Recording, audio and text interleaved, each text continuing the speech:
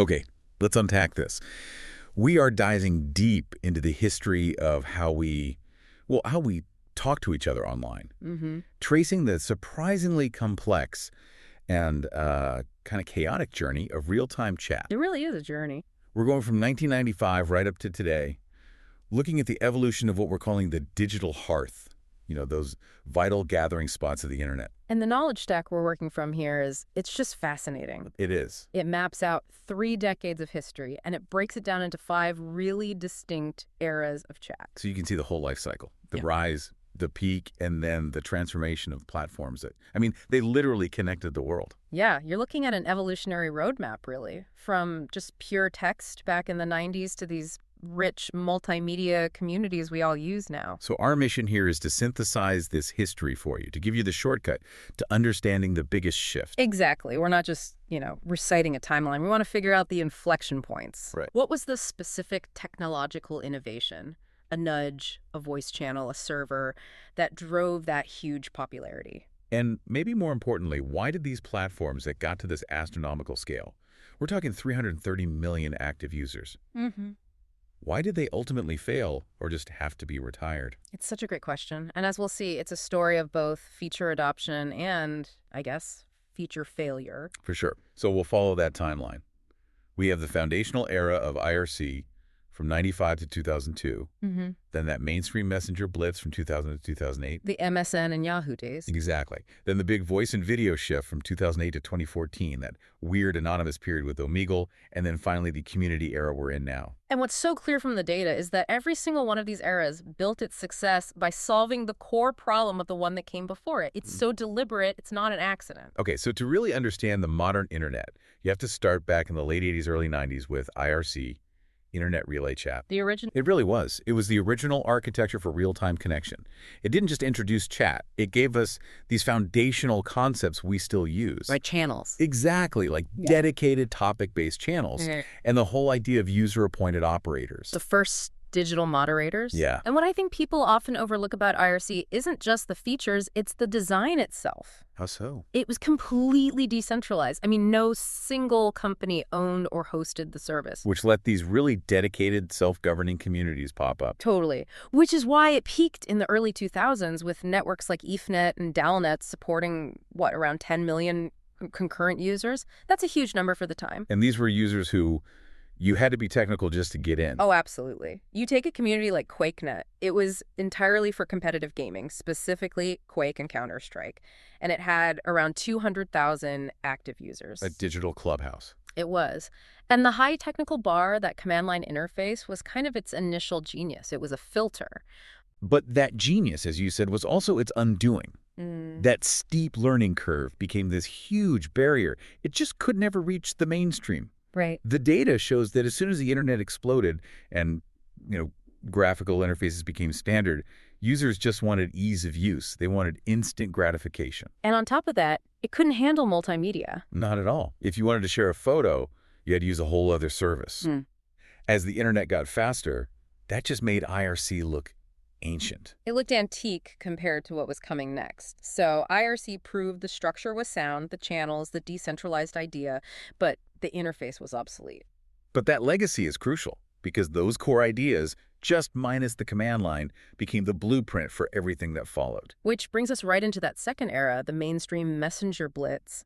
IRC's limitations, they created this massive vacuum. And platforms like Yahoo Chat Rooms and Yahoo Messenger just exploded into that space. The whole pivot was accessibility. You didn't need technical skills. All you needed was an email address. Right. And this era didn't just make chat accessible, it made it personal. Yeah. Suddenly, your digital identity really mattered. Yahoo Messenger, which peaked at around 94 million users by 2007, it introduced customizable avatars. And critically, the integrated webcam and voice chat. That was the beginning of the move away from just pure text. It was embedding your actual personality into the chat.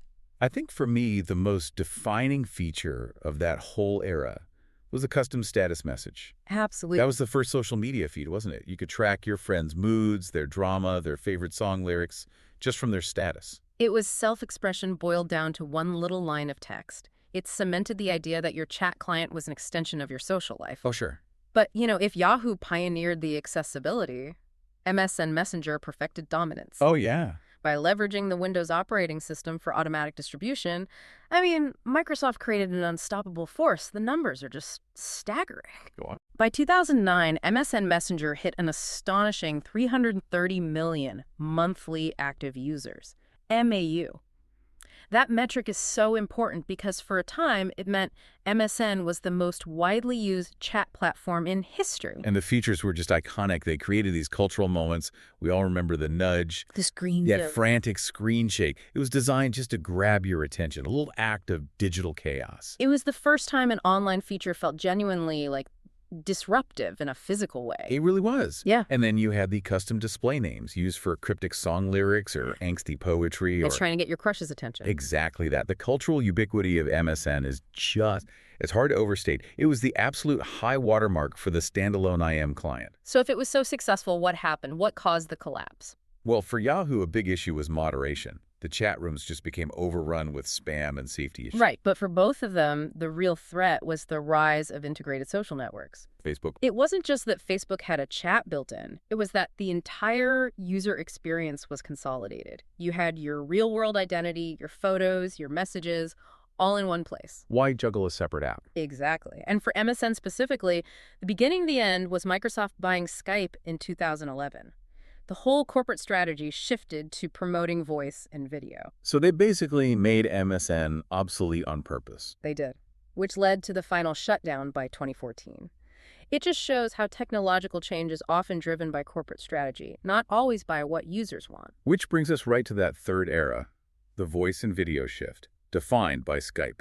Yeah, founded back in 2003, but its impact really exploded later. It fundamentally changed what users expected from communication. We went from just typing text to demanding high-quality voice and video calls. It was the innovation that truly bridged geographic distance. It became the standard for families living on different continents. And it was the original standard for professional remote meetings, way before Zoom became a household name. The data on its peak is just incredible.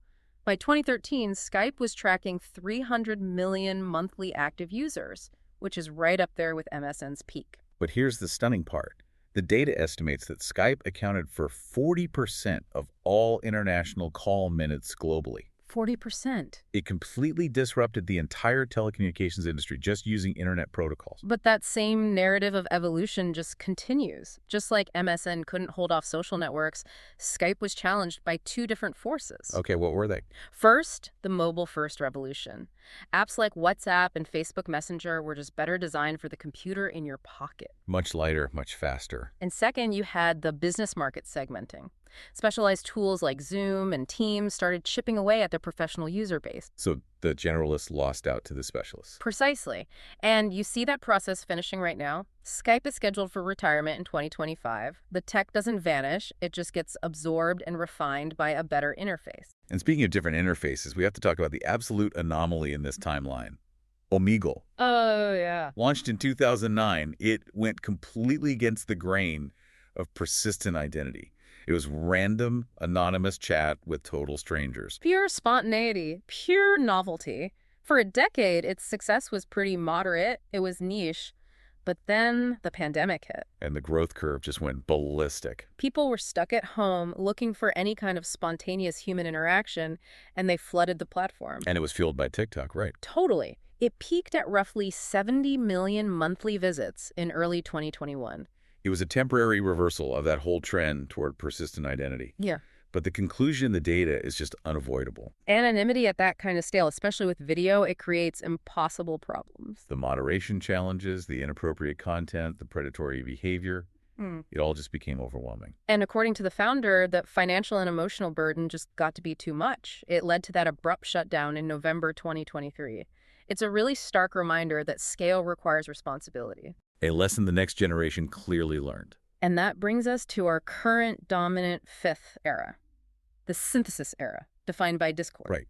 It started in 2015 as just a tool for gamers, but it evolved into the ultimate community chat platform. And it did that by learning from the failures of every single era that came before it. Its success is not an accident. No, it successfully married the depth of those earliest chat systems with the accessibility of the later ones.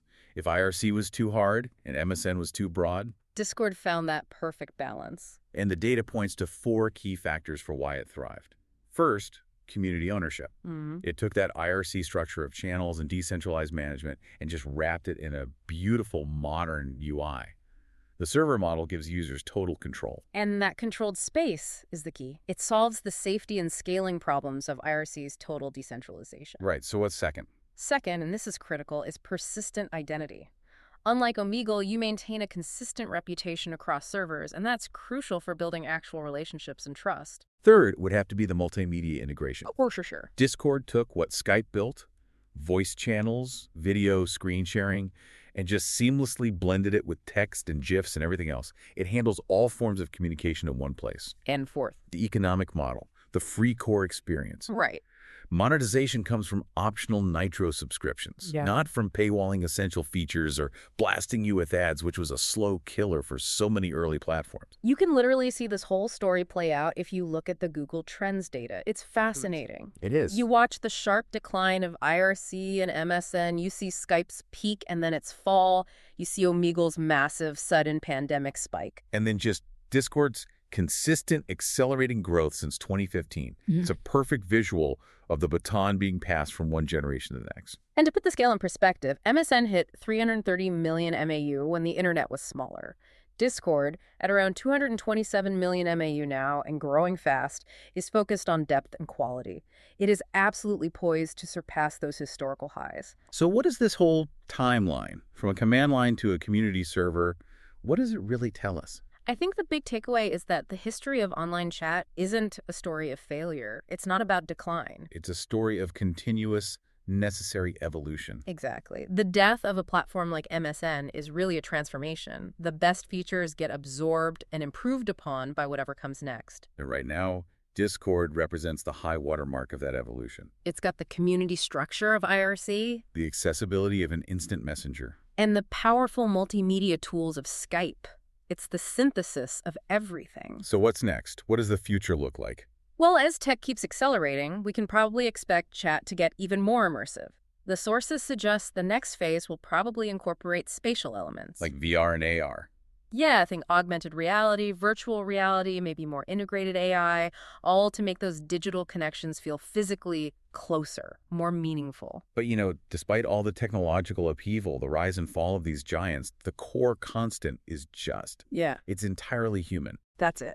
The ultimate driver across every single one of these 5 eras, IRC, MSN, Skype, Omegle, Discord, it's that fundamental, unchanging human desire to connect across distance and time. And that basic need for a digital hearth, it ensures that online chat, whatever futuristic form it takes, whether we're dropping GIFs in a server or meeting as avatars in a 3D world, it will always be an essential part of our digital lives. It's the constant evolution of a constant need. Something to think about the next time you hop on your favorite channel.